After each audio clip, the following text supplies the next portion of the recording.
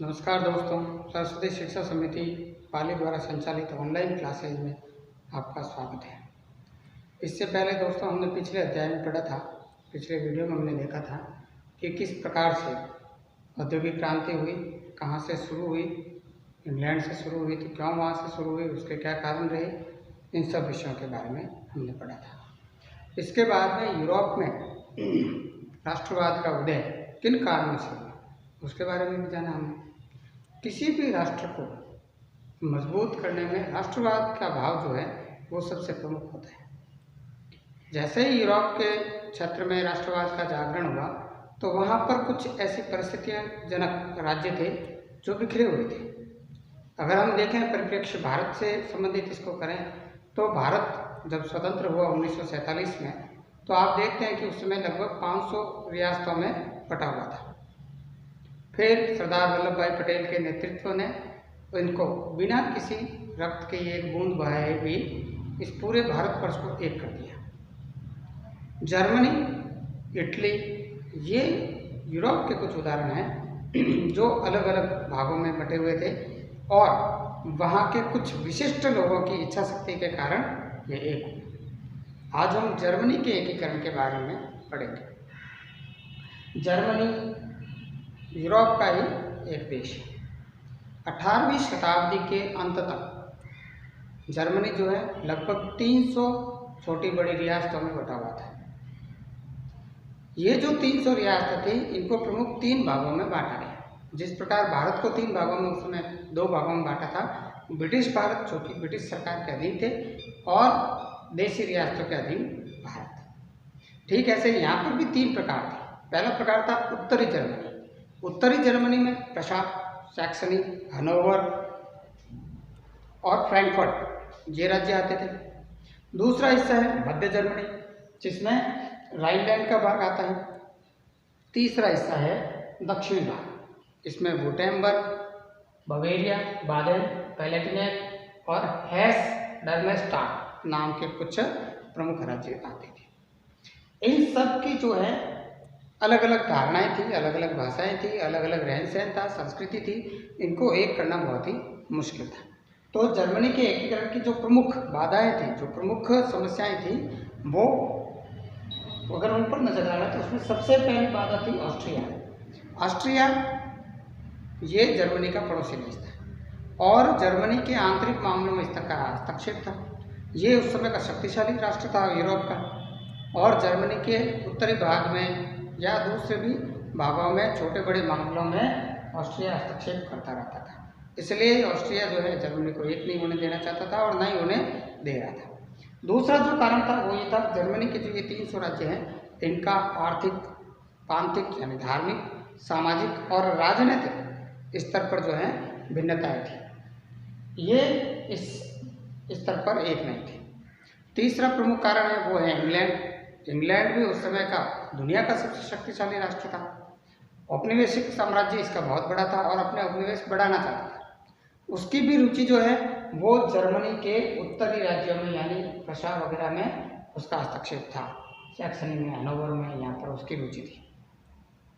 फिर अगला जो कारण बनता है वो है कि ये जो 300 राज्य थे इनमें बहुत सारे राज्य तो ऐसे थे जिनकी सैन्य शक्ति बहुत ही कमजोर थी, शिथिल थी।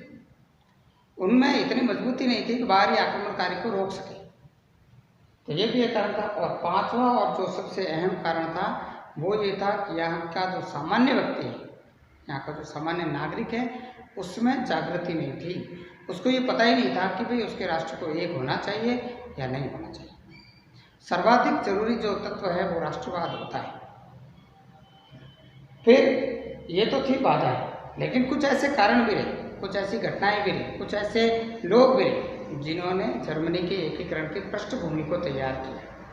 हाँ, जर्मनी एक हो सकता है, इस भाव को जगाए। लोगों के मन में ये जागरण जो है इसका भी भाव है। उसमें जो सहायक तत्व है उनमें सबसे पहला सहायक तत्व है जॉलबरीन। हमने इसके पहले भी जॉलबरीन के बारे में पढ़ा था औद्योगिक क्रांति के समय। जॉलबरीन ये एक संगठन था, आर्थिक संगठन था, जिसका गठन 1818 ईस्वी में प्रशा के नेतृत्व में इन छोटे बड़े राज्यों के को लेकर के हुआ। इनमें जो है सीमा शुल्क हर एक राज्य का अलग अलग लगता था। हर एक राज्य में जाने पर उसके कीमतें बढ़ रही थी, आवागमन में भी असुविधा हो रही थी, अलग अलग मुद्राएं थी, उनसे भी समस्या आ रही थी। तो जॉलवरिन ने क्या किया कि इस एक संगठन का निर्माण किया और इस संगठन के दम पर उसने जो है जर्मनी के अलग अलग राज्यों की मुद्राओं को समाप्त करके केवल 2 मुद्राओं का प्रचलन शुरू किया। सारे प्रकार के टैक्स बंद कर करके एक प्रकार का टैक्स शुरू किया और धीरे धीरे 1818 में ये शुरू हुआ। 1835 तक आते आते लगभग जर्मनी के सभी राज्य जो हैं इस जॉलवरिन के सदस्य बन गए। जो सदस्य बनते गए त्यों उनके बीच की जो दूरियां हैं कम होती गई और उनके मन में एक जर्मनी एक है ऐसा भाव जागने लगा। कैटलबी नाम के इतिहासकार ने कहा है कि जॉलवरिन का जो निर्माण है प्रशा के नेतृत्व में भविष्य में जर्मनी के एकीकरण का आधार बना। वहीं रॉबर्ट इर्गेट ये भी एक इतिहासकार है जो कहते हैं कि जॉलवरिन ने जो है क्षत्रिय भावनाओं को दबाया और मजबूत जर्मन राष्ट्रवाद को प्राथमिकता दी। जब तक ये सब अलग अलग थे, इन सबके आर्थिक, प्रांतिक, सामाजिक, राजनीतिक अधिकार, लालसाएं सब अलग अलग थी। लेकिन जैसे इन सबको जॉलवरिन के तहत एक किया गया तो उनके मन में जर्मनी एक राष्ट्र हो ऐसा भाव जागने लगा। फिर अगला जो दूसरा बौद्धिक सहायक तत्व था वो था बौद्धिक आंदोलन। बौद्धिक आंदोलन का मतलब होता है विचारों के स्तर पर आंदोलन। साहित्यकार, कवि, विचारक, बुद्धिजीवी ये लोग जो हैं वो समाज को एक दिशा देने का काम करते हैं। इसमें अगर हम देखें तो लिफ्टे, ईगल, डॉलमैन, हॉडेनबर्ग, हेरिंगहाइम ये कुछ विद्वान हैं जिन्होंने अपने साहित्य के द्वारा, अपनी कविताओं के द्वारा, अपने गीतों के द्वारा, अपनी पुस्तकों के द्वारा जर्मन लोगों में जो जर्मन जाति हैं वो सर्वश्रेष्ठ मनुष्य जाति हैं इस प्रकार का भाव जगा। और जब जर्मन सर्वश्रेष्ठ हैं तो कोई उन पर अधिकार नहीं कर सकता, कोई उन पर राज्य नहीं कर सकता। किसी पर राज्य करेंगे तो जर्मन लोग करेंगे, ऐसा भाव जर्मनी के लोगों में इन लोगों ने भर दिया। फिक्टे एक विचारक है। फिक्टे ने फ्रांस विरोधी भावना को जर्मन लोगों में पनपाई। फ्रांस का भी काफ़ी क्षेत्र में उसका प्रभाव था, कुछ क्षेत्रों पर उसका अधिकार था। तो फिक्टे ने यह प्रयास किया कि भाई धीरे धीरे यहाँ के लोगों को ये लगे कि ये जो फ्रांस है ये बाहरी आक्रमणकारी है और इसको यहाँ से निकाल दीजिए। दूसरा जो महत्वपूर्ण योगदान यहाँ पर रहा वो रहा जैना विश्वविद्यालय का। जर्मनी का जैना विश्वविद्यालय है जिसने 1815 में एक संगठन बनाया, वर्शेंसैफ्ट। ये देशभक्त संगठन था। इस देशभक्त संगठन ने एक विशेष बात पर जोर दिया और वो था नैतिक उत्थान पर। यहाँ की जनता का नैतिक उत्कर्ष हो, यहाँ की जनता का नैतिक विकास हो, यहाँ की जनता नैतिक रूप से मजबूत हो, इस पर बल इन्होंने दिया। क्योंकि जब नैतिक रूप से मजबूत होगा वही व्यक्ति सच्चा नागरिक बन सकता है और वही व्यक्ति राष्ट्रभक्त हो सकता है, जिसका अपना कोई चारित्रिक विशेषता नहीं है, जिसकी अपनी नैतिकता मजबूत नहीं है, वो अपने राष्ट्र के लिए कतई उपयोगी नहीं हो सकता। तीसरा प्रयास अगर देखें तो वो था औद्योगिक विकास। उस समय जिस समय ये सारी घटनाएं चल रही थी उस समय रूस और प्रशा ये 2 ऐसे राज्य थे जो कि लगभग हर उद्योग की आधारशिला थे। इनके यहाँ पर कोयला, कच्चा माल ये सारी सुविधाएं उपलब्ध थी। इन सारी सुविधाओं के लिए या इन सारी सुविधाओं के दम पर जो है प्रशा का धीरे धीरे औद्योगिक विकास होने लगा। 1860 तक आते आते प्रशा की स्थिति ये हो गई कि ये यूरोप के प्रमुख औद्योगिक राज्यों में गिना जाने लगा। यूरोप में जो प्रमुख औद्योगिक राज्य थे उनमें इन औद्योगिक विकास के दम पर जो है प्रशा का नाम आने लगा। उधर प्रशा का जो प्रमुख था प्रतिस्पर्धी राज्य ऑस्ट्रिया उस समय युद्धों में लीन था, अपने राज्य को विस्तृत करने में लगा हुआ था और चूंकि शक्तिशाली था इसलिए थोड़ा बेखौफ था। तो धीरे धीरे उसकी जो आर्थिक स्थिति है वो खराब होने लगी। आप लगातार युद्धों में भाग लेंगे, लगातार युद्धों को करेंगे तो धीरे धीरे राज्य की स्थिति खराब होती है। तो ऑस्ट्रिया की स्थिति धीरे धीरे आर्थिक रूप से खराब हो रही थी और वही प्रशा की जो है मजबूत हो रही थी। तो ये भी एक कारण है। और जो सबसे प्रमुख सहायक तत्व रहा या जो सबसे प्रमुख व्यक्ति रहा पूरी जर्मनी के एकीकरण का, वो था बिस्मार्क। जिस प्रकार भारत के एकीकरण को सरदार वल्लभ भाई पटेल ने पूरा किया, वैसे ही जर्मनी के एकीकरण को बिस्मार्क ने पूरा किया। जैसे भारत का लौह पुरुष सरदार वल्लभ भाई पटेल को माना जाता है, वैसे ही जर्मनी का लौह पुरुष बिस्मार्क को माना जाता है। जिस प्रकार भारत में बलबन ने सल्तनत काल में लोह और रक्त की नीति को अपनाया था अपने राज्य को सुदृढ़ करने के लिए, उसी प्रकार जर्मनी को एकीकरण करने के लिए बिस्मार्क ने लोह और रक्त की नीति का अनुसरण किया। बिस्मार्क के बारे में क्या है, तो 1861 की घटना है। तत्कालीन शासक था विलियम चतुर्थ, उनकी मृत्यु हो गई। उनके बाद में 64 वर्षीय, लगभग 64 साल की उम्र में विलियम प्रथम जो है यहाँ के राजा बनते हैं। विलियम प्रथम ज़्यादा, क्योंकि 64 साल की उम्र है तो एक उम्र आ जाती है, उसके बाद में व्यक्ति शिथिल हो ही जाता है। लेकिन उनमें एक विशेष बात थी, वो थी योग्य व्यक्तियों को परखने का गुण। कौन व्यक्ति काम का है, कौन काम का नहीं है, ये वो परख सकते थे और इसीलिए उन्होंने परखा।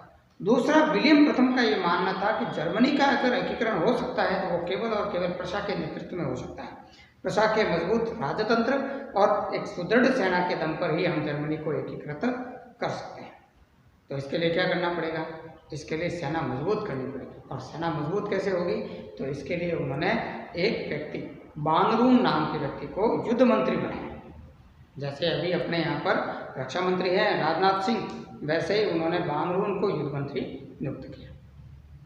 फिर सेना का प्रमुख सेनापति बनाना, किसको बनाया, तो एक ऐसा योग्य व्यक्ति होना चाहिए, तो उसने वॉलमोंटेक नाम के आदमी को सेनापति बनाया। इन दोनों ने मिलकर के जर्मनी की सेना को मजबूत करने का प्रयास किया। लेकिन जो है संसद में कुछ अड़चने आई सेना को मजबूत करने में। तब विलियम प्रथम ने बिस्मार्क को चांसलर बनाया और कहा, देख भाई ऐसा है कि सेना के सुदृढ़ीकरण में कुछ समस्याएं आ रही हैं, अब आप कैसे इसको सुलटा सकते हो, आपको सुलटाना है। और इसीलिए उन्होंने चांसलर नियुक्त किया। जर्मनी में चांसलर प्रधानमंत्री को कहते हैं, जैसे अपने यहाँ पर अभी वर्तमान श्री नरेंद्र मोदी हैं, वैसे ही वहाँ पर उस समय बिस्मार्क को नियुक्त किया गया। बिस्मार्क एक कुशल राजनीतिज्ञ, कूटनीति का जानकार, दूरदर्शी और उस समय की अंतर्राष्ट्रीय स्थितियां क्या है उनका जानकार था। किस देश को किसके खिलाफ करके वो जर्मनी का फायदा करा सके, इन सब के बारे में वो जानता था। जिस समय संसद के निचले सदन में सैन्य सुधारों को लेकर के गतिरोध उत्पन्न हुआ, पास नहीं हुआ प्रस्ताव, तो उसने संसद के उच्च सदन से पास करा करके सैन्य सुधार शुरू करे। और ये जो निर्णय इसने लिया या ये जो कार्रवाई इसने की, इसने जर्मनी को बताया कि हाँ एक मजबूत आदमी है, बिस्मार्क ढुलमुल नीति वाला नहीं, और ये जो है कुछ अलग करके दिखा सकता है। बिस्मार्क का मानना था कि 1848 से 1849 के बीच का जो एक साल का वर्ष था, जिसमें जर्मन राष्ट्रवादियों ने जर्मनी के लिए काम नहीं कर करके केवल वाद विवाद में समय नष्ट किया। इस वाद विवाद में जो समय नष्ट हुआ, ये जर्मन राष्ट्रवादियों की एक बड़ी भूल थी, ऐसा बिस्मार्क मानता था। बिस्मार्क का कहना था कि ये जो जर्मनी का मामला है, जर्मनी के एकीकरण का मामला है, ये बातों से हल होने वाला नहीं है। जर्मनी का एकीकरण तो लोह और रक्त की नीति ही सुलटा सकती है, यानी युद्धों के द्वारा और रक्त बहा करके जो आतताई हैं, जो आक्रमणकारी है, उनको डरा करके, उनको हरा करके ही जर्मनी को एकीकृत किया जा सकता है। इन सब भावों के साथ जिसमें बिस्मार्क ने कार्य किया, तो कहीं जाकर के जर्मनी एकीकृत हुई। हम वर्तमान परिस्थितियों को अगर भारत के साथ जोड़ करके देखें तो भी हम वैसे ही हैं। अभी भी भारत के भी दो हैं अलग अलग हिस्से बटे हुए। हो सकता है कभी भारत में भी कोई बिस्मार्क जैसा व्यक्ति आए और इस भारत को वापस अखंड करे। इसी कामना के साथ धन्यवाद।